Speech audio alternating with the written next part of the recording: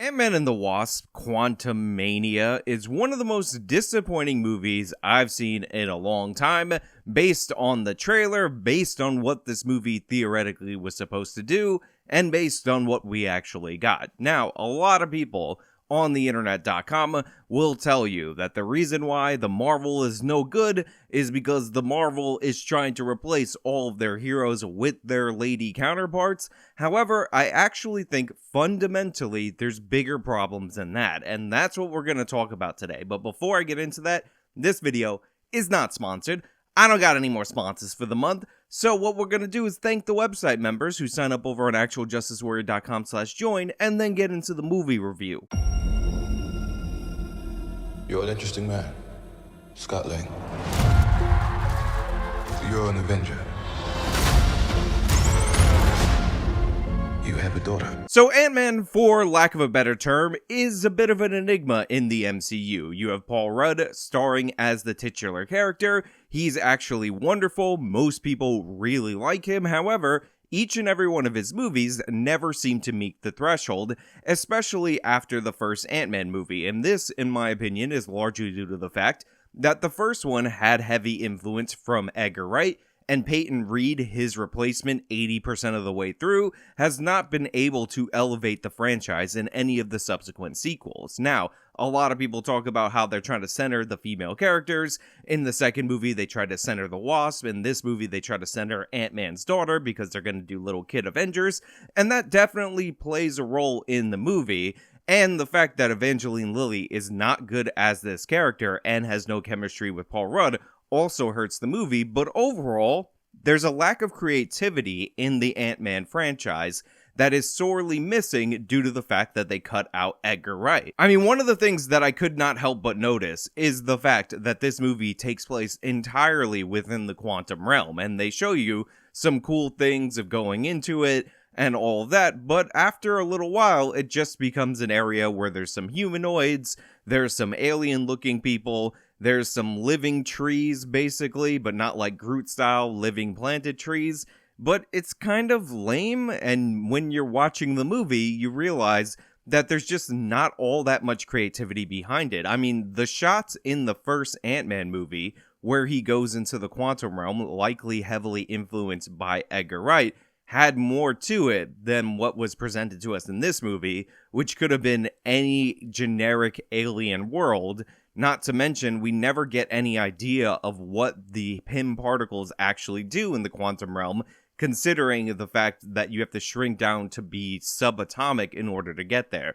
So everything works perfectly fine. There's no kink, there's no hitch, there's nothing that goes wrong. And these are some of the things that my brain was thinking about while they're in essentially this microverse, which they call the quantum realm because they don't want to say microverse in these movies for some reason. They just want to say quantum, because have you heard about quantum computers and quantum? It doesn't sound scientific. Now look, it is in fact true that Michelle Pfeiffer's character, the original Wasp, gets a lot of play in this movie, and a lot of people have said that Michelle Pfeiffer's character, or Cassie, who's Ant-Man's daughter, are essentially the main character, and Ant-Man is kind of there, which is true to a certain extent. However, it did not need to be this way. One of the most frustrating things about this movie is that it's not terrible, but it's not good. It's middle of the road, and for most of it, it's boring. Like, they don't even say Kang's name, and we all know Kang is the villain. They've introduced him in Loki. They've said one of the Avengers movie is called Kang whatever, and there's not saying his name throughout the whole course of it. It's like a Khan situation in Star Trek Into Darkness, where everyone in the audience knows who this person is, and then they say it for the camera, but when they say it, anybody who didn't actually know who Kang was isn't going to be moved by his name. So it's essentially a setup and a reveal for nothing, and this takes over half the movie, or well into half the movie, and I'm just not about that life. Who are you? I'm the man who can give you the one thing you want. What's that? Time. And that's fundamentally an issue because you're introducing the next giant threat, the next thing that the Avengers are going to have to fight at the level of Thanos, even though it's technically beyond Thanos, but whatever, who cares? And honestly, it was just underwhelming. The actor did an okay job, he was totally fine, got nothing against the actor, but this is the first time we're seeing this character on screen, and he's fighting with a disengaged Ant-Man, and it's just underwhelming. And his main enemy, the person he hates the most, is the original Wasp, who's Michelle Pfeiffer, and I like Michelle Pfeiffer and anything, but she's like an old lady, so he's like, oh, I'm this universe-battling thing, and I'm against this old lady, Like, I'm sorry, that's not gonna do it for me. I don't care about the name Kang, I don't care about the original Wasp, I don't care about Bill Murray doing a cameo, I don't care about Michelle Pfeiffer, Michael Douglas. Any of these people on their own are not going to make this movie work. But what does make this movie work is, you know, something related to morality, a struggle, something a main character has to overcome, and this movie didn't have that there, which is strange because the trailer and parts of the movie clearly indicated that maybe somebody in the writer's room at one point thought about having some kind of idea, some kind of theme throughout the course of this movie. There's a scene early on where Cassie, who's like an activist, by the way, very obnoxious in San Francisco, trying to stop the police from clearing out the homeless, which they never do in San Francisco. And one of the reasons why is because of annoying jerk activists like this, who are super rich and think it's okay for homeless people to ruin our cities. But set that aside for a second. And she essentially tells Paul Rudd, who's kind of coasting off the fame of being one of the people who fought back against Thanos, that just because something isn't happening to you, that doesn't mean it's not happening. That doesn't mean that you should do nothing. Now, this seemed like a theme in the movie. This seemed like an underlying philosophy, like with great power comes great responsibility, that I thought, because I'm watching a movie, and this was Act 1 of the movie, would carry through and would be a lesson that Paul Rudd would learn as the character Ant-Man, and that would tie into the conclusion somewhere. Unfortunately, that's not the case. Unfortunately, that is not presented to us at all, despite the fact that Kang's storyline perfectly aligns with the theme that was put forward by this kid who's disappointed in her father not embracing his role as an Avenger for anything more than fame. It's almost like they had a character arc, but nobody knew what a character arc actually meant, so they just decided to go through the movie, and they're like, whatever, the girl says some random things, and Paul Rudd doesn't really react to anything at all. And one of the most disappointing parts about this is that in the trailer, they made it seem like Kang was offering a deal to Paul Rudd's Ant-Man. Essentially, he was going to offer him the ability to spend time in the years that he missed with his daughter when she was growing up, and be there to nurture her and be the person that she was. And considering Paul Rudd is always established as somebody who cares about his daughter, not the most creative motivation, this seemed like it would be appealing to him. But you've lost a lot of time, like me. We can help each other with that.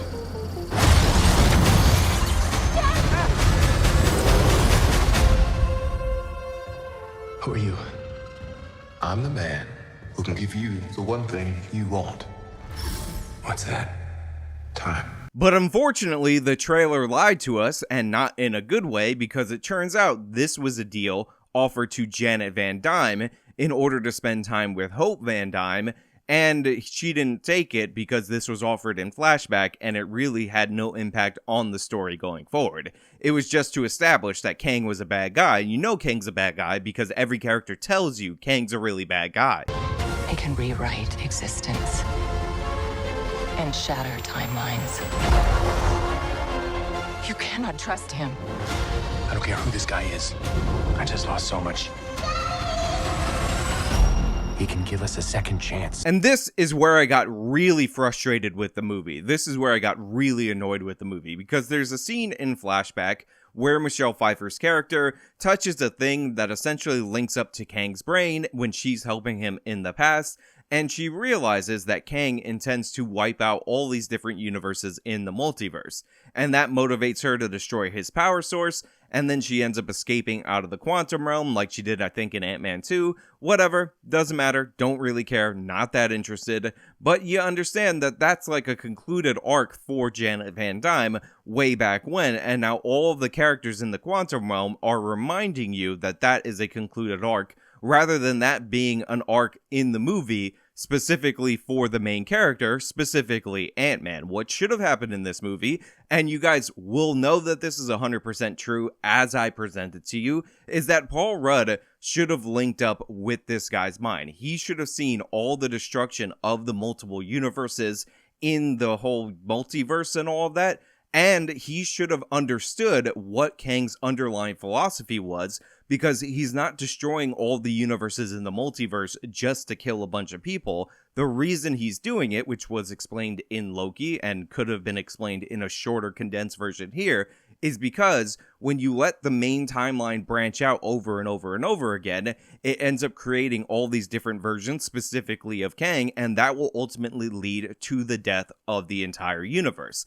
And since Paul Rudd absolutely loves his daughter, what he should have showed him is a glimpse of the future where Cassie, his daughter, dies in the resulting chaos from the multiverses being allowed to branch out. Now, this is really important because essentially the way I want this movie to work, since they want to have their own side story with Hope and Janet and Hank Pym and Cassie, is that Paul Rudd's character would actually be working to help Kang because he understands that what Kang is trying to do fundamentally, even if you disagree with the methods, is save the universe that he lives in, which is the universe that his daughter lives in. So what he's trying to do is save his. And remember, Paul Rudd's character, Scott Lang, is supposed to have a criminal background. He's supposed to be somebody, and I know they undercut this from the very first movie, who takes the easy way out. So since we're doing something that is known as a character arc, as some people in the literary world call it,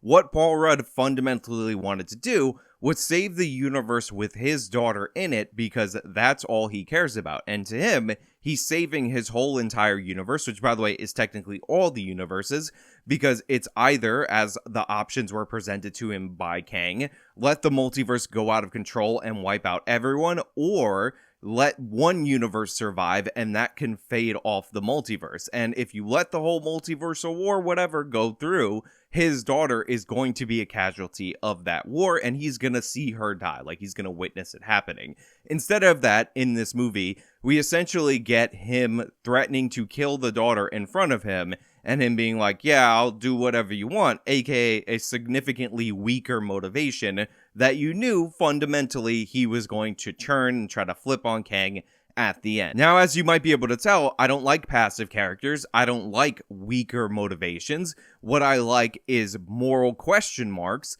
and characters being put in a bind and them having to test their principles against the thing that they care about the most. So I think this would have been a better movie. On top of that, since they're already trying to shift Paul Rudd's Ant-Man to the side, fundamentally that's like the strategy of the MCU at this moment, I think this would have been a great opportunity to kill off his character in an epic way. There's a scene near the end of the movie where they open a portal back to the regular world so all these people can escape the quantum realm, and Ant-Man pushes his daughter through, but he pushes his daughter through and there's no like dramatic tension to it or anything like that.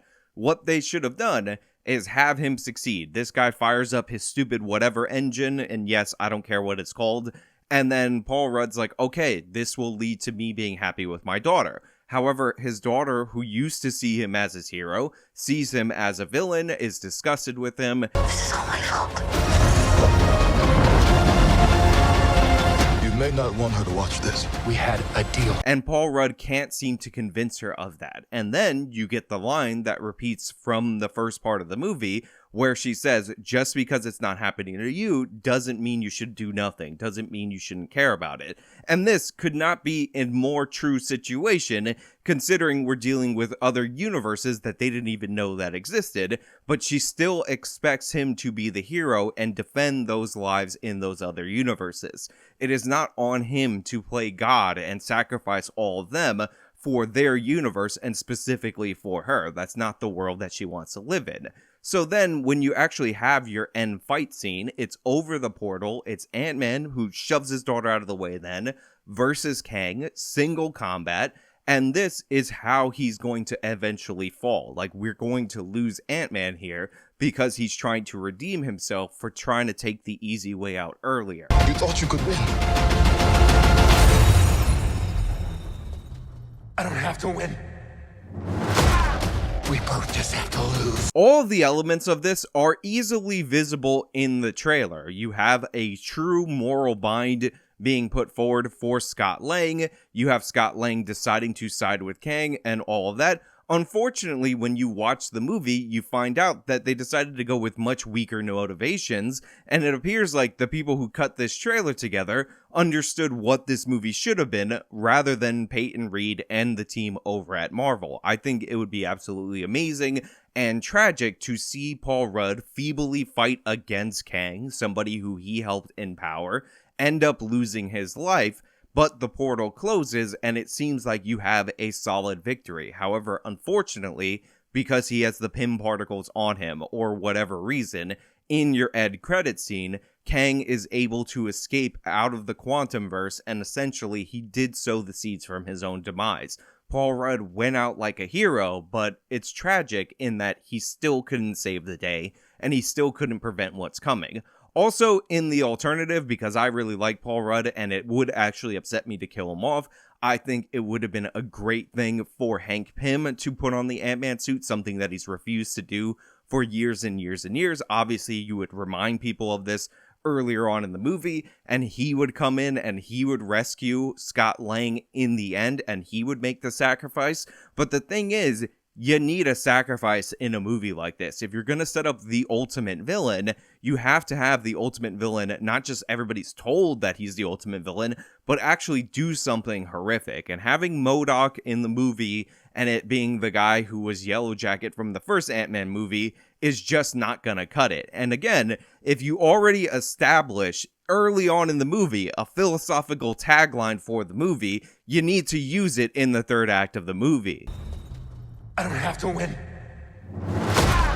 We both just have to lose. I genuinely, legitimately hate this line in the trailer every time I hear it after watching the movie. I hate the fact that there's no emotional weight behind it. I hate the fact that when Paul Rudd looks him in the face and he says, I don't have to win, I just have to make sure we both lose, that there isn't some kind of dramatic sacrifice in that scene. It's just a whatever battle. Paul Rudd figures out some stupid thing to do that's like Michelle Pfeiffer did it before, so he's just copying her strategy, and then he just leaves and it's no problem. It's like, wow, he has a happy family, and then the movie kind of ends in a quick joke about what's coming, but it doesn't really have any tie-in. And if you're going to have Kang appear in a movie, be the main villain of a movie, before you actually do the Avengers versus Kang, whatever's coming next, then it should have some stakes, it should have some weight, and losing an Avenger, to me, is that level. And again, if you don't want to kill off Scott Lang's Ant-Man, if you're not confident enough in Hope Van Dyne and Cassie taking the lead of this franchise, even though it seems like that's what they want to do, then you should just kill off Michael Douglas's Hank Pym, because I think he's due for some level of sacrifice. And it kind of makes sense because they lost Janet Van Dyne for all those years in the quantum realm, and now you could lose Hank Pym, who refused to put on the suit post that situation because he never got over the loss. And even after she came back, he never got over the trauma. And this is something that you can establish in the first portion of the movie, especially when the first portion of the movie is over an hour of them not saying the name Kang and like, haha, look at the quantum realm, which actually isn't all that creative. You could use that time in order to do something. I mean, to me, having Hank Pym stick his arms in some tube things and fly a spaceship for the whole movie, not really all that interesting. Not something that I find engaging. This would be way more interesting. Now, overall, I will give Ant-Man and the Wasp Into the Quantumverse, Ant-Man and the Wasp Quantum of Solace, Ant-Man and Wasp Quantum ×4, or whatever, 1.5 buckets of popcorn. Now, is that 1.5 out of 5, 1.5 out of 10? Absolutely no idea. The reason I'm ranking it 1.5 buckets is because when I eat that much popcorn, some of it breaks up into razor sharp shards and then it embeds in my teeth, and it really bothers me for many days afterwards. And after watching this movie, that's exactly how I'm going to feel, because I'm now rewriting the movie in my head over and over again to make it work, because I think Paul Rudd should have had some level of drama in his storyline, some level of self-sacrifice, but he consistently gets undercut, like Cassie doing the giant man thing in her Ant-Man suit, which I guess is giant teen, and honestly, don't care about it. But hey, those are just my thoughts. Let me know your thoughts down in the comments below. If you like the video, show me a like, subscribe for more content, follow me on social media, support me with the support link, and until next time.